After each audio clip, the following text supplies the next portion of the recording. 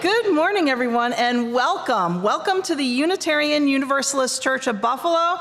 Welcome for those of you who are right here, and welcome to all of you Ether friends out there on YouTube. It's great to have you here today.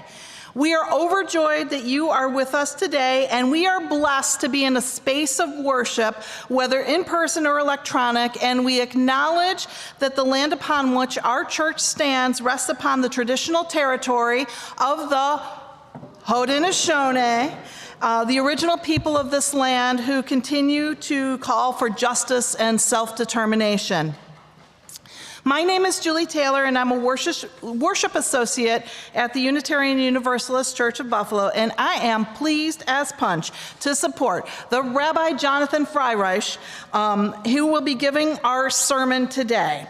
Rabbi Freirich has blessed us with his stories and wisdom several times in the past, and he is a self-described coalition builder and multi-faith, multicultural ambassador.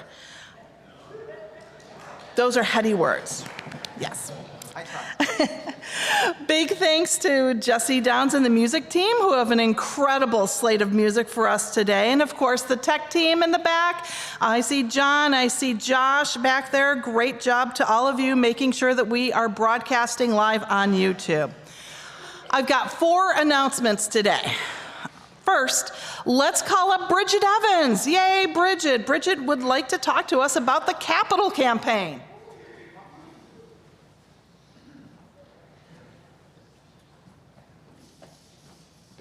Hello. So, my name is Bridget Evans. I'm here to invite all of you to come for an informational session after the service. We're going to meet here in the sanctuary to talk about the capital campaign, which is beginning, which is exciting and amazing. I can't believe we're doing it. So we're just going to talk about what a capital campaign is, why are we doing it now, what projects are planned for our building and otherwise, how long the campaign goes on for. It's a couple of years, but you'll hear more information. So there's chances to get involved, just to ask us questions. Our team will be here 11:45. We also have additional sessions on the 21st. Before the services and after the services. So we just want to give you all the info. So hopefully we'll see you after the service today. Thank you. Thanks, Bridget. So that is after the service today. And I also have an exciting thing. Julie Van Wert wants to let us know that the last auction item is happening on Friday, January 19th. It's the final event from the 2023 auction year. That was last year. Don't you worry. A new auction year will be coming up soon. So there will be new events and awesome things happening. But this Friday, January 19th, join us for a delightful evening of wine, dessert, and story. Enjoy readings from memorists from our memoir group, our 4 memoir groups. And to sign up, you can visit the auction table after service, get more information there, or anything you want to do. So there is still time to donate to our 2023 auction. Whew, that's pretty exciting.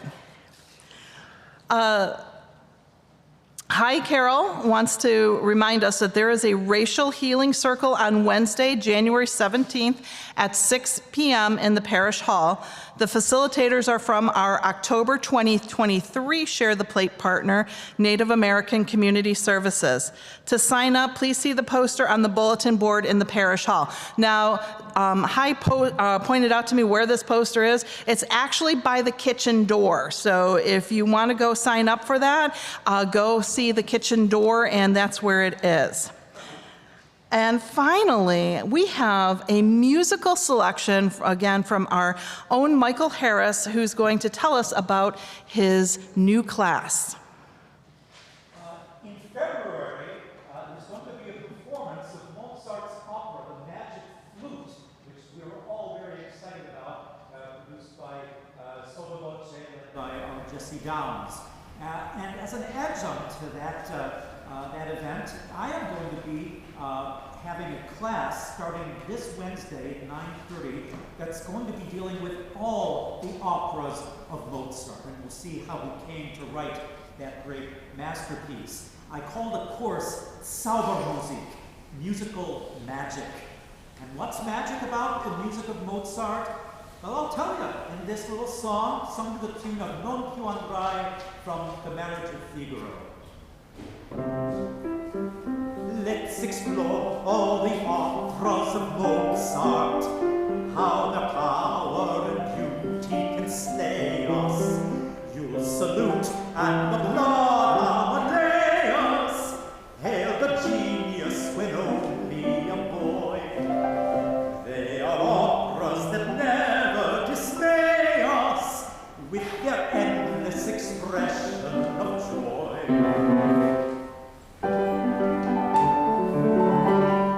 Let's admit from the very beginning,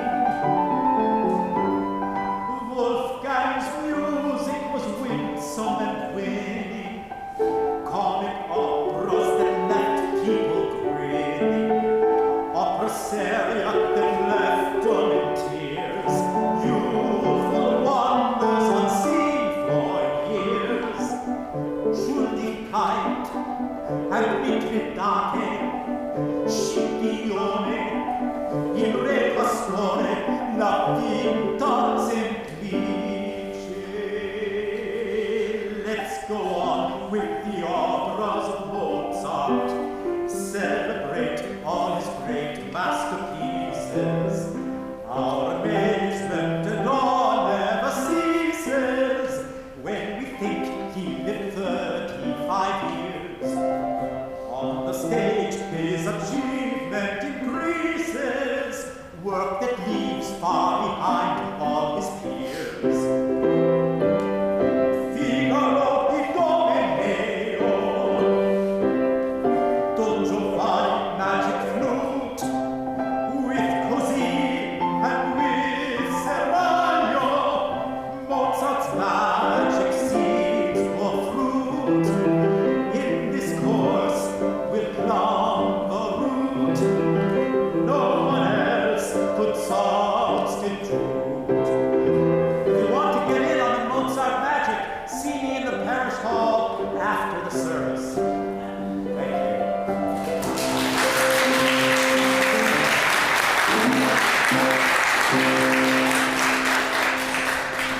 It's always delightful to have our announcements in the form of song. So that concludes our 4 announcements of the day, and let's get ourselves into a space of worship. The first part is let's greet our neighbor. Let's say hi to each other and make connections with people that we may not even know.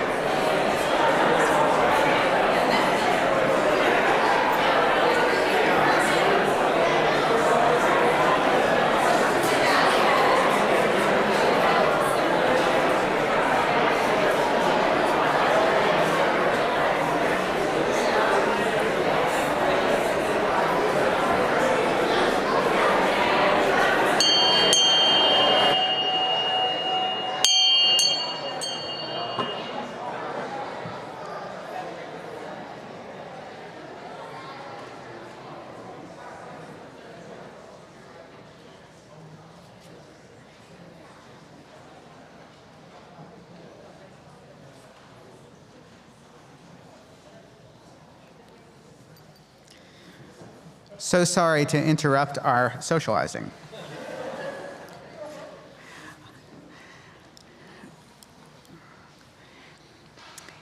It is truly an honor and a pleasure and a blessing to be back with all of you. I so cherish being with you here. And our theme, your theme this month, what does it mean to be a people of liberating love, I think fits in very well with my Seeking Repair theme today. And I want to congratulate you and applaud you for being a people who do this all the time. Right? We started with land recognition. I've been here in this building where we talk about figuring out how to do better by the Haudenosaunee and other indigenous peoples. And we know that this is just the beginning of the repair that we need to seek as a people. I'm going to connect today repair as a people and repair as people. So what we need to do both as individuals and collectively. Our call to worship today comes from a poet named Carla Cordero. In your 30s, everything needs fixing. I bought a toolbox for this, filled it with equipment my father once owned to keep our home from crumbling. I purchased tools with names and functions unknown to me, how they sat there on their shelf in plastic packaging with price tags screaming, "Hey lady, you need this." Like one day I could give my home and everything living inside it the gift of immortality, to be a historical monument the neighbors would line up to visit even after I'm gone and shout, "Damn, that's a nice house." I own a drill now, with hundreds and hundreds of metal pieces I probably won't use or use in wrong ways, but what I'm certain of is still the uncertainty of which two tools repair the aging dog, the wilting snake plant, the crow's feet under my eyes, the stiff knee or bad back. And maybe this is how it is, how parts of our small universe dissolve like sugar cubes in water, a calling to ask us to slow our busy breathing so we can marvel at its magic, because even the best box of nails are capable of rust. Because when I was a child, I dropped a cookie jar in the shape of Noah's Ark, a family heirloom, that shattered to pieces. The animals broke free. Zebras ran under the kitchen table. The fractured lion roared by the front door. And out of the tool cabinet, I snagged duct tape and ceramic glue, pieced each beast back to their intended journey. Because that afternoon, when my father returned from work, I confessed, and he sat the jar on the counter only to fill it with pastries. How the cracks of imperfection, mended by my hand, laid jagged, chipped paint sliced across a rhino's neck, every wild animal lined up against the boat, and a flood of sweet confections waiting inside.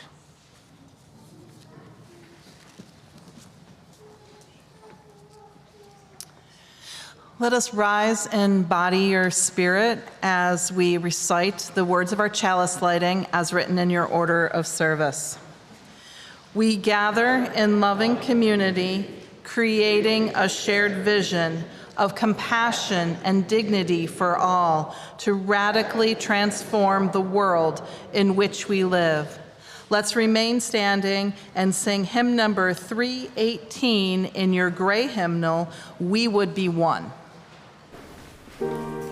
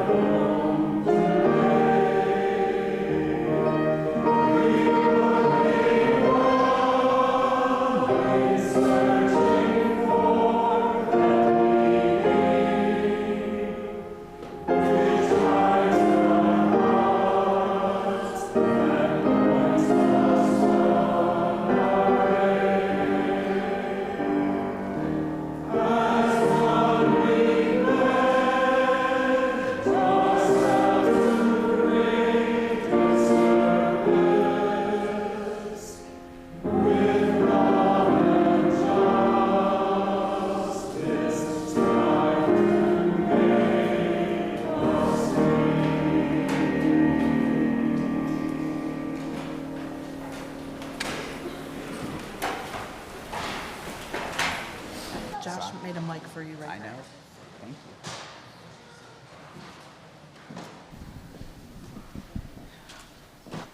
All right, I have a story for everybody, but if you are, let's say, of a stature closer to mine than most adults, feel free to come here. I like to say I fly coach comfortably. So if there are any kids who want to come here and join me, you can see the pictures in the story better if you're close. No? Okay.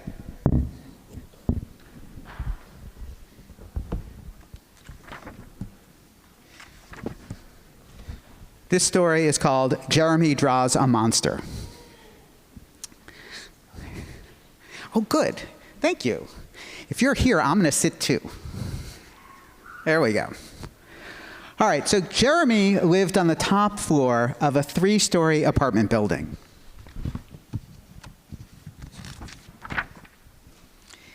He had his very own room. He never left.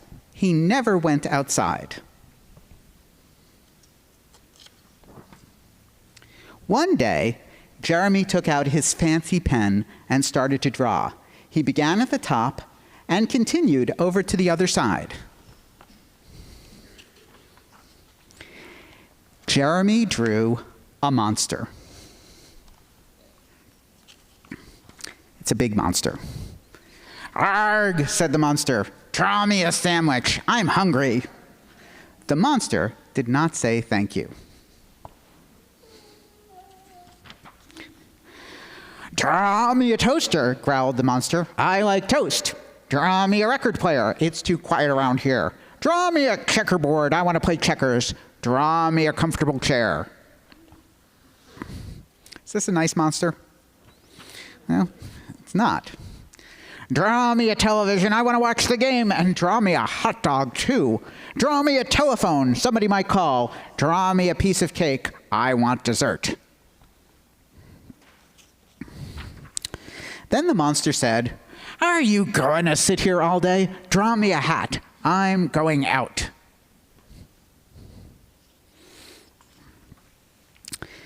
Jeremy was relieved that the monster was gone. Understandably. Later that night, Jeremy heard bang, bang, bang at the door. The monster had returned. For those of you not seeing the photo, the monster lay in Jeremy's bed, which is not very nice. The next morning, Jeremy drew a bus ticket and a suitcase.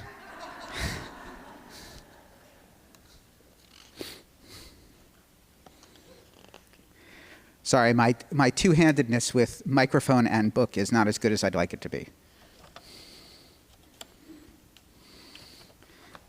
Jeremy led the monster out the door, down the stairs to the street, and on to the next bus out of town.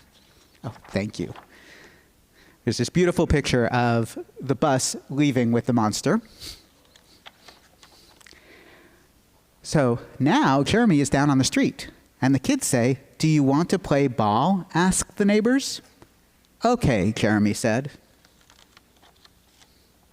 And they did. And that's it. Thank you. Thank you guys for paying attention so well. It was lovely to have you here.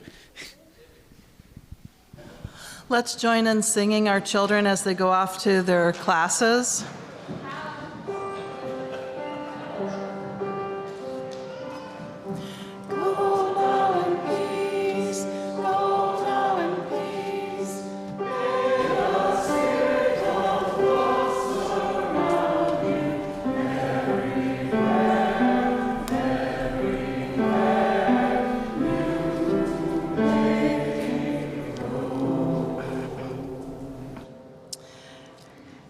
Each Each week, we take a good portion of our Sunday morning offering and give it away to a social justice cause outside our church walls.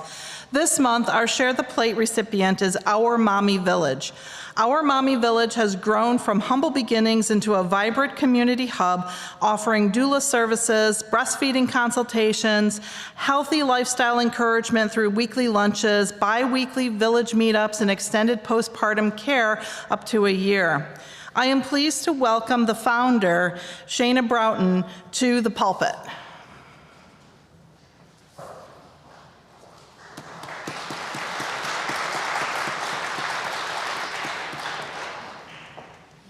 Thank you. Thank you very much. Good morning, everybody, and Happy New Year. I am Shana Broughton. I am the founder of Our Mommy Village, and it is important that I am standing in front of you. The last time that I was here, it was a beautiful little baby girl that we were anticipating, and she just turned 2. So I love that I can grow the babies and the village at the same time. So right now we're celebrating over 60 moms and more than 60 babies since we started 3 years ago. And we're looking to continue to make an impact because the disparities are so great for the Black moms and their babies in the hospital. It's up to over 80% preventable death right now. And we believe that bringing our community together and staying educated is what's going to keep us all together. So far, we've had some losses, but we've also had some very good successes too. I'm proud to say that we are partnered with some very good people and that 2024 is going to look even brighter.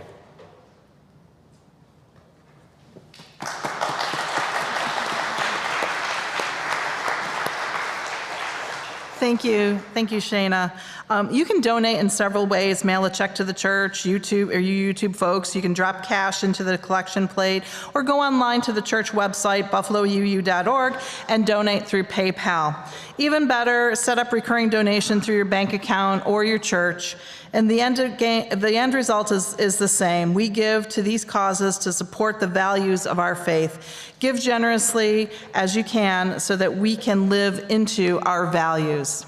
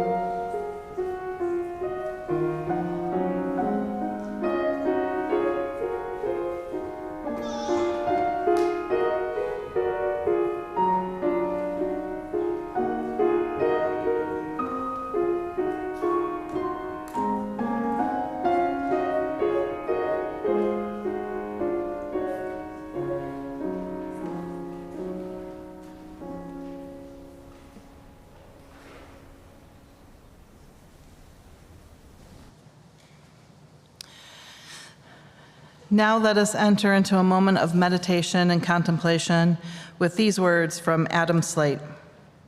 Spirit of life, spirit of love, spirit of hope, spirit of justice, God known by many different names, you have given us a day unique from any other. You have connected us, all of us, with each other and with the world in ways that are largely a mystery to us. You have given us little instruction other than to be present in our own lives, to feel wonder at the creations of the universe, and to love one another. You have put gifts and challenges in our paths, joys and sorrows, strengths and frailties, some of which we have already encountered, and others we have yet to discover. On this unique day, may we receive exactly what it is that we need. Today, let us share the names of our loved ones suffering in sorrow and celebrating in joy, each name a breath, each breath a prayer.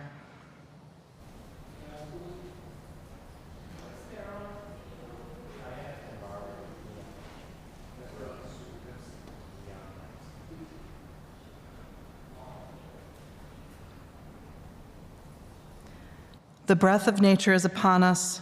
The spirit of life is within us. The community of love surrounds us. So be it. Blessed be. And let the church say, Amen.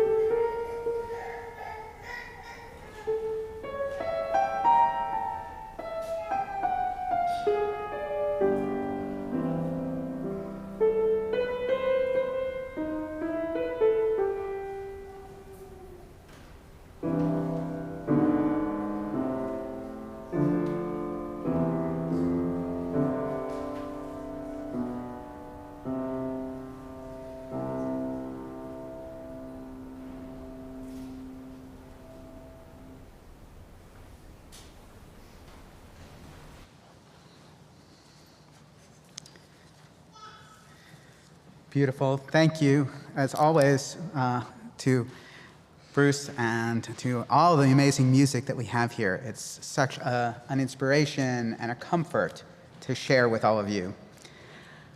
I'm going to share, speaking of sharing, a little bit of scripture today. The problem when you ask a rabbi to show up is that we tend to bring Hebrew scripture. Fortunately, I'm not going to read the Hebrew for you. I mean, if you want, I can, but that's... So this is from Genesis chapter 18. It is the encounter of Abraham with strangers. And it's very important in my mind that in terms of repair, understanding how we encounter people is fundamental. So it starts out with this weird non sequitur. So Genesis chapter 18, verse 1 is, "Now God was seen by him by the oaks of Mamre, as he," this is Abraham, "was sitting at the entrance to his tent at the heat of the day." This does not connect with what came before, and it doesn't seem to connect with what comes after. "Saw here 3 men standing over against him." And that's close to what the Hebrew says, which is very strange, right? Standing over against him. We don't quite get the juxtaposition here. "When Abraham saw them, he ran to meet them from the entrance to his tent and bowed to the earth and said, 'My lords, my sirs, pray, if I have found favor in your eyes, pray do not pass by your servant. Pray, let a little water be fetched. Then wash your feet and recline under the tree. Let me fetch you a bit of bread, that you may refresh your hearts, and then afterwards you may pass on. For you have, after all, passed by your servant's way.' The men said, 'Do this, as you have spoken.'"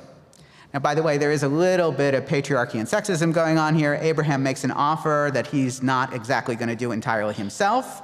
Abraham hastened to his tent to Sarah and said, "Quickly, make haste. 3 measures of choice flour, knead it, make bread cakes," right? You know, this is somebody once said that the Jewish blessing for bread, God who brings forth bread from the earth, is clearly written by people who don't make bread, because there's a big disconnect between the bringing forth from the earth and the bread coming out of the oven. In any event, it might have something to do with men who didn't bake writing the blessing. So Abraham then ran to the oxen, fetched a young ox, tender and fine, and gave it to a serving lad that he might hasten to make it ready. And then he fetched cream and milk and the young ox that he had made ready and placed it before them. And now he stood over against them, same words as originally, while under the tree while they ate. And as is often said about these verses, whether they're read as Old Testament or Hebrew scripture, identify what we identify as a quintessential element of Middle Eastern hospitality. And certainly in the time in which we imagine Abraham, we see him as lone figure leading a family in the desert and making really good understandings of the idea that if my tent is out here by itself, if I'm going to look out there and I'm going to welcome people as a way of making sure that they are not threatening, that in fact I'm going to take the initiative and make myself welcomer so that there is welcome to be found. How is this related to seeking repair? Because before we repair things, before we start down a path of repair and hopefully reconciliation, and may eventually make things better, let's say with reparations, we must clearly see who we are, where we are, and what is going on in the now.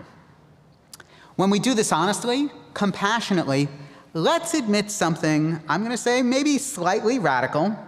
There is no such thing as a clean slate. None. There is always a history, and in all that history, there is something broken. The world is broken. We are somewhat broken, and that's okay. It is the state of everything. I'm going to posit even further. We cannot restore things to some golden age in the past. This is a myth, and it's a damaging one. Until we admit to brokenness, there is no going forward in hope of progress and togetherness, because we cannot build without clear and honest understanding of where we are. So let's explain this a little bit, and we're going to start with 2 of these ideas that I put forward. First, this idea that there is no such thing as a clean slate.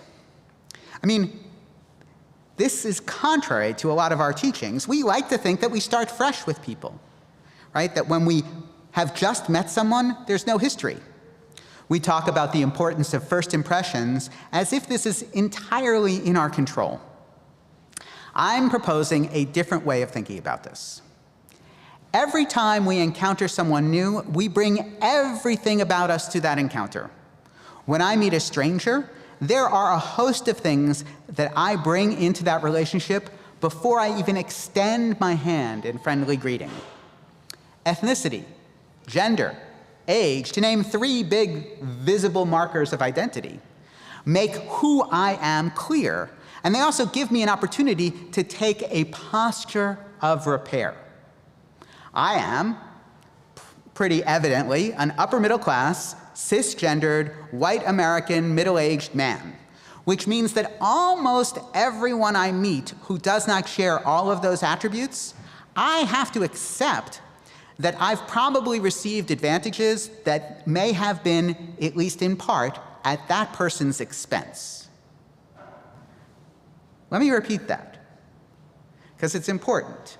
Because I am an upper middle class, white, cisgendered American middle-aged man, I have received benefits that other people who do not have all of those things in common with me have paid for. Not that they don't have, but that they have paid for. Society benefits some more than others, and in so doing, my very existence as an American means I have received something else that someone else has paid for. I could give you a little bit of an illustration of this, and the illustration is that I am the grandson of 2 people, 2 men who didn't fight in World War II, but were both in the military in 2 different ways. One was a physical therapist, and the other was a graduate student who had to move from Columbia to Oak Ridge, Tennessee for some reason or another.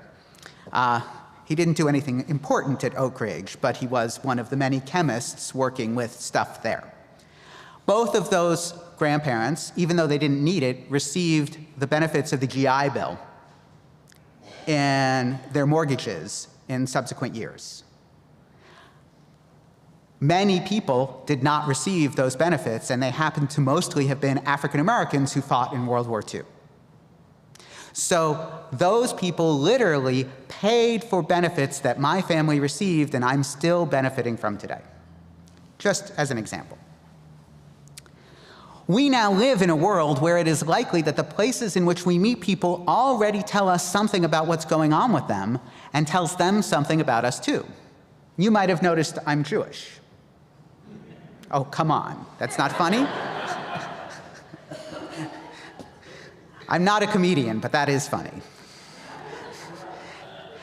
Since the October 7th attack by Hamas, my Jewishness has colored my encounters with the world.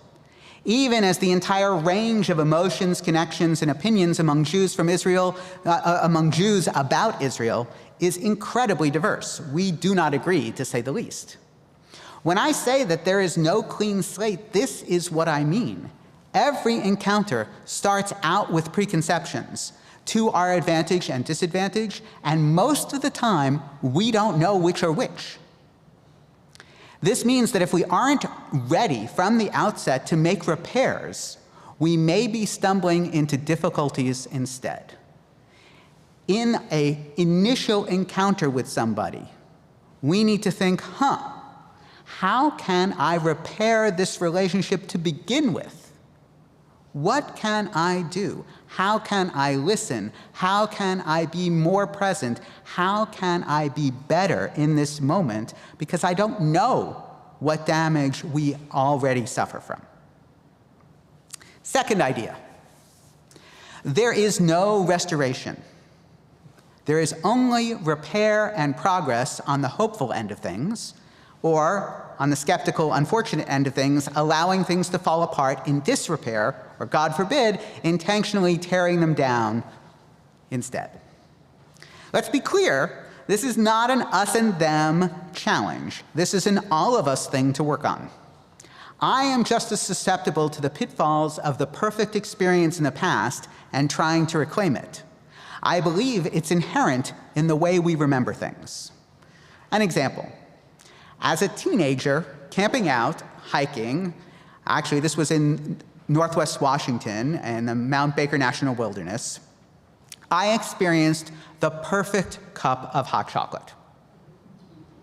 Albeit it was at the end of a day of incredible rain and snow in July. Yes, I was hiking in Northwest Washington in the 80s in July, and it snowed, and we had to get to the top of a ridge before we camped out. So we were cold, and we were wet, and we were exhausted. And we had the best cup of hot cocoa at the end of that hike. Some of you are nodding that you've had that cup of hot cocoa before. It was a singular experience, and it stays that way because it wasn't at all the quality of the hot chocolate, but the amazingness of the time and the setting. And there is no way I will ever have that again. I will never have a better cup of hot cocoa than I did that day. If I were to try and create an ideology around seeking the perfect cup of hot chocolate, claiming that the 1980s were a golden age for chocolate and milk on account of that experience, I would be perpetrating a potentially harmful myth based upon the glamour of my memory at the expense of reality. And this quote-unquote restore chocolate movement might have a lot of traction with people because many of us have memories like that, something golden, a bit fuzzy, perhaps associated with evocative smells and tastes and feelings that we can hold in our hearts that might warm us in an echo of the way that cup of hot cocoa did years or decades ago. It is wonderful on the one hand and a terrible lens on the world on the other. As a Gen Xer, I can also remember that the 80s actually weren't so great, and that I am not going to hold them up as a golden age to return to. My memories of way back then, idyllic as they might be, do not serve as a realistic guide to how to work in the world today, to work on current issues, to improve things. We can't go back. We must accept our situation as inherently broken, in need of repair and attention, and find in one another partners to start that work. Finding a path of repair requires this realistic assessment of where we are now, that we all come into the world and our relationships in a state of needing repair. We are broken to begin with, and that the world itself needs repair too. All right, so given this as a setup, now what? What do we do about the repair that is needed today? Rabbi Brent Gutman of Temple Beth Zion here in town and Pastor George Nicholas of Lincoln Memorial Methodist Church, so a Jewish rabbi and an African-American pastor, had the beginnings of an argument about exactly this in October at a multi-faith roundtable on justice. Rabbi Gutman cited a teaching from the Talmud. And the teaching is roughly this. I'm not going to read the whole thing because I don't want to keep you here all day. So this older rabbi testified about a stolen beam, one of those things, that was already built into a building, and said that the injured party receives the value of the beam, but not the beam itself. With regard to this, our ancient sages taught, if one robbed another of a beam and built it into a building, Shammai, who was one great sage in the past, would say he must destroy the entire building and return the beam to its owners. Now, Shammai was a big-time literalist. He understood things in very black and white terms, right? The beams in the building, destroy the building, return the original.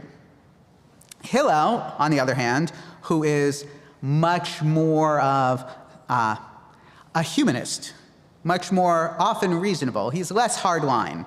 And so these are schools of Shammai and schools of Hillel. Hillel's school said, the injured party receives only the value of the beam, but not the beam itself, due to an ordinance instituted for the sake of the penitent. In order to encourage repentance, the rabbis were lenient and required the robber to return only the value of the beam. So, and of course, the the decision is made in accordance with the rabbis of the school of Hillel. So this is an idea, a pretty reasonable idea. If I want to encourage people to repent, to confess their difficulties, I'm not going to make them have to tear down a whole house. I'm going to make them have to compensate the monetary value of what was stolen, and that encourages people to make amends. Pastor Nicholas did not embrace this teaching, to say the least. He said clearly, in reference to reparations and the experience of African Americans, I want my beam back. The rabbis of the Talmud, in attempting to be lenient, also set up the presumption of a clean slate, which is what we do in law in general. We set up a rule and we attempt to do it without context so that it will apply in as many cases as possible. Needless to say, this gets complicated in reality. Courts of justice don't work on generalities, they work on specifics. They take a general rule and apply it to the specific, and in so doing, everybody is a special case, we hope, because the conditions matter. The context is important. We have to take general principles and apply them fairly in specific situations. We accept in the court of law that there's no clean slate as soon as we step into that courtroom. Everyone's case is a special case. The case for reparations needs to incorporate the special situation of African Americans, people who were enslaved for most of our history, especially if we start counting in 1619. When Pastor George says, I want my beam back, I do my best to listen to this as the start of a much longer and involved discussion of what reparations might look like to those who have been most harmed. I have to go out of the general and into the specific. The Talmud lays out the general, but we've got a really specific situation here. It may not apply exactly. We can't pursue repair without understanding the damage from the perspective of those who are hurt by what we have done or participated in. When I meet an African American person, I have to admit to being part of this history. I must accept that I have responsibility for repair in this relationship between the two of us and in my relationship with American society. Isabella Wilkerson laid this out beautifully in her book, Caste, The Origins of Our Discontents. If you haven't read it, I highly recommend it. She used the image of an old house. Many of us may sympathize with this because we live in Buffalo. And my house was built in 1920. Needless to say, I haven't owned it since then. Nonetheless, I am now responsible for all the repairs in our home, regardless of whether I am responsible for having caused the problem in the first place. I didn't install the plumbing originally, but I really need to fix it now. I didn't do a poor job replacing plaster ceilings with sheetrock, but when the ceiling falls, and a ceiling did fall in one room, I need to replace it now. We personally were not here during the horrors of the enslavement of African Americans, but we must participate in the repair of our society because we have to live in it now. So this might seem dark. I, however, see in this great hope and beauty. The world is imperfect, and it's broken by design. It's ready for us to partner in its improvement. The past is filled with wondrous moments that help us fuel our efforts to make a better future. We have all those hot cups of cocoa in the past that remind us of the wonders of the world and how to bring it forward and make it better today. We inherit miracles from our ancestors who worked hard to leave us a better world than they found. And we get to do the same for each other and for our descendants. This is our calling and our mission. See what is in front of us. Listen deeply. Be understanding about where we all come from. Respect that. Work with each other. Work with our ideas about meaning and our best principles, and leave the place better than we found it.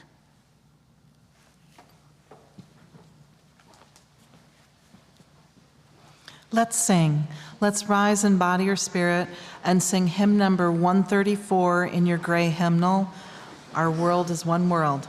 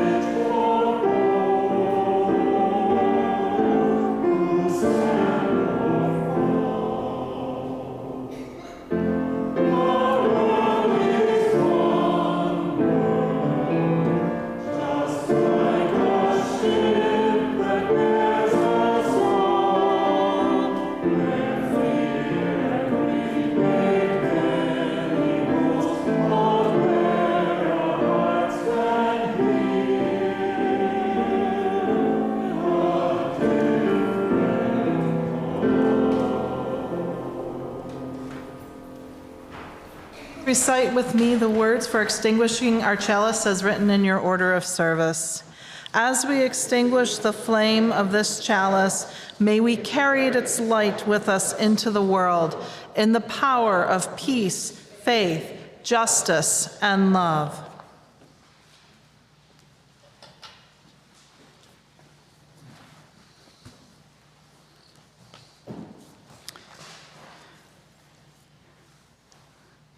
Thank you all so much. For our benediction, I got a little greedy, so there are 2 poems.